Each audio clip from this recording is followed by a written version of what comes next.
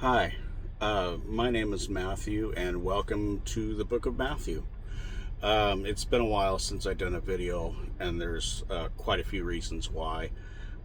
Number one, I don't do videos in my truck usually, especially while it's idling, because it tends to rattle my phone, and so that it looks like my phone is having a seizure, so that's not a good look. Another one is weather.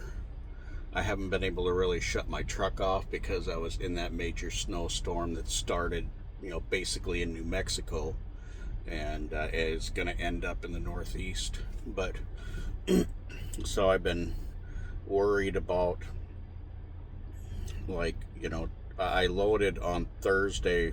It's either Thursday or Friday, in somewhere in Alabama, and I just now, today is, I think, Wednesday. I forgot what the day is even. I've almost had this load of lumber on for a week, and I just now got it off. So yeah, it's been very frustrating. But anyways, I've been meaning to make a video, and before I made the video, I wanted to get all the facts that I could on it, because I hate trying to make videos where, your first reaction to something is probably misguided.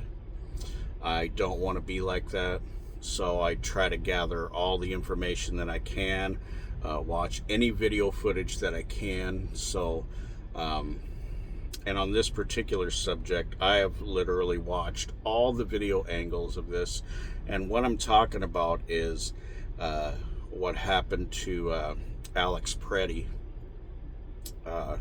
Some federal agents in Minneapolis disarmed Alex Pretti and then shot him.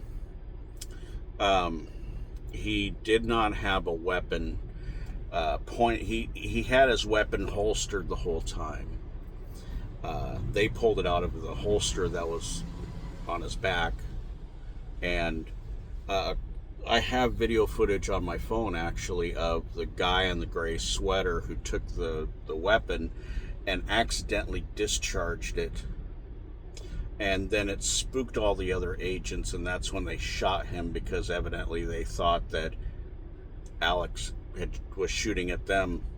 So yeah, they just put 10 rounds in him, and which it is very upsetting that people who aren't trained to do that kind of work are working in that type of field. It's absolutely horrible, and there's no reason at all why it should have happened, because all Alex was doing was coming to the assistance of the lady that the federal officers pushed. That's all he was doing. I've seen all the video footage that is available. And of course, our government keeps spinning it, that they're trying to add in things like, well, he shouldn't have been carrying a firearm to a protest or whatever, or the legality of how he was carrying or whatever. When, number one, you got the case of Kyle Rittenhouse, who, I'll get to that in a minute. I'm probably going to piss off the liberals when I talk about that. But you had all the J6ers who showed up at the Capitol, or on the march to the Capitol, with AR-style rifles. So they can't come back with that whole, oh, he shouldn't have been carrying at a protest, when that's what conservatives do. Why couldn't someone who's not a conservative do that? Another thing that they were complaining about was whether concealed carry was legal at protests.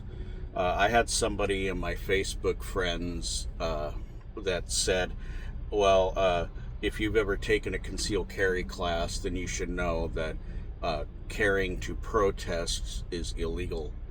And I have taken concealed carry classes before, and they never said anything like that.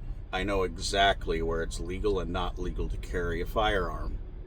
So they're just coming up with excuses now, trying to victim blame, instead of the law enforcement taking the responsibility for what happened. And every day we have our own government lying to us and making up bullshit about Alex Pretti.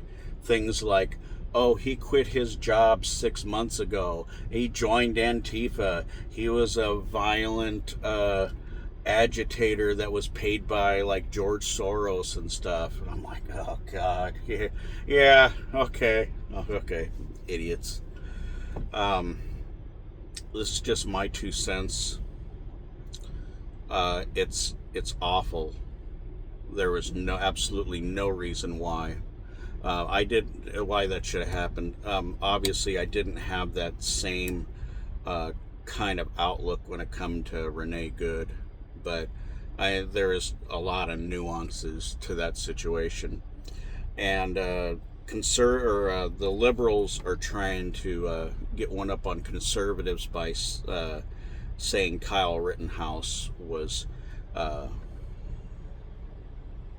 basically some kind of monster.